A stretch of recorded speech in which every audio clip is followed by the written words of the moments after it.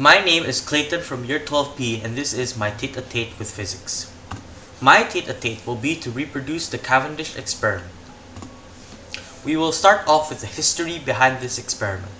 We will now take a look into the concepts and evolution of the Cavendish experiment. The Cavendish experiment, performed in 1797 to 1798 by English scientist Henry Cavendish, was the first experiment to measure the force of gravity between masses g, also known as gravitational constant. The experiment consisted of a balance made of a wooden rod horizontally suspended from a wire, two small lead spheres, one attached to each end, and two massive lead balls, suspended separately. The experiment measured the faint gravitational attraction between the small and large balls when placed in close proximity. Concepts. The modern-day Cavendish experiment by Harvard University is built by Pasco. Pasco is an award-winning science education tool manufacturer since 1964. The experiment consists of two pairs of masses, one light and one heavy. The light masses are suspended in the air by quartz fiber and are placed in a glass box for isolation.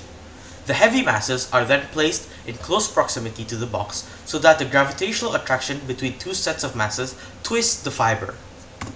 The amount of twist is then measured by position of a reflected laser light spot from a mirror which reveals the mass's starting point. It is the measure of this twist that allows the magnitude of the gravitational force to be calculated. This is my attempt at the Cavendish experiment. For materials used, first is a stick to hold the small balls. Second are the small balls themselves. Third will be the string, which will hold and suspend the stick and the small balls in the air. Fourth will be the tape, which holds the small balls and stick together, as well as the stick and the string together.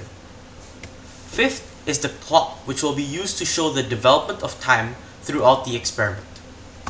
Sixth will be the phone on a tripod, which will be used to record the whole experiment. Now 7 will be the heavy weights, which were made using buckets, concrete, and rocks. Now we will begin assembling the parts together.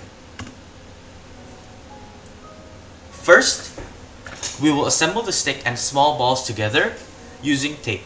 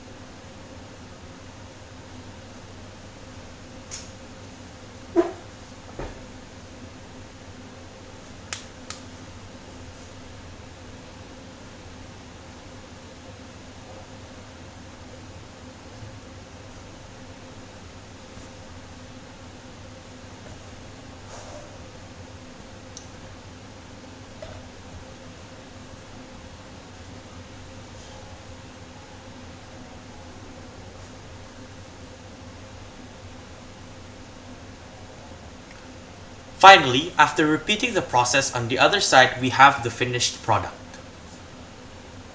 Next, we will tape the string to the stick so that it will be able to suspend in the air.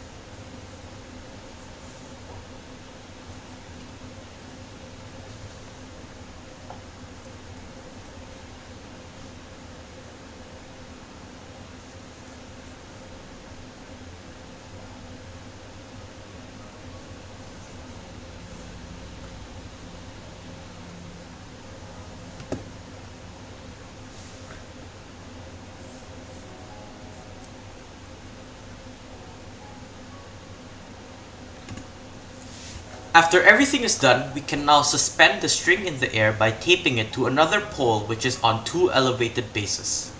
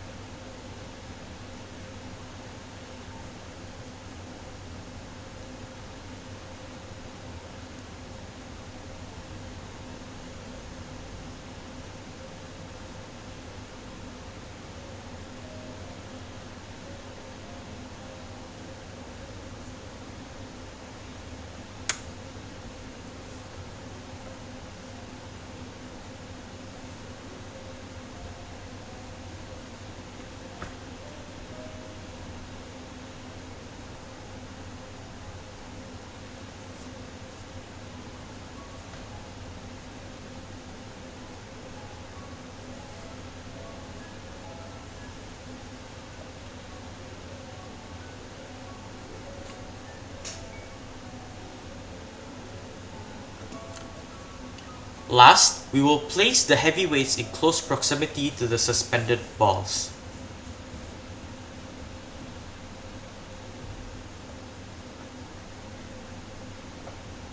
We can now begin the experiment.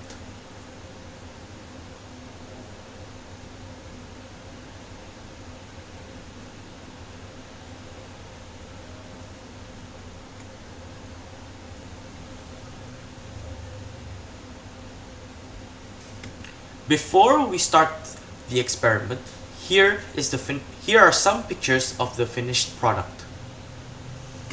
And this is a picture of me with the finished product. Now we will start the experiment. Here is a time lapse of the experiment. We can see the small balls eventually moving towards the heavy weights. We can compare even clearer with pictures. Here is the position of balls before the experiment, and this is the position of the balls after the experiment. With this, we can conclude that any object with mass has a gravitational pull, thus proving the existence of the gravitational constant g. Thank you for listening, and goodbye.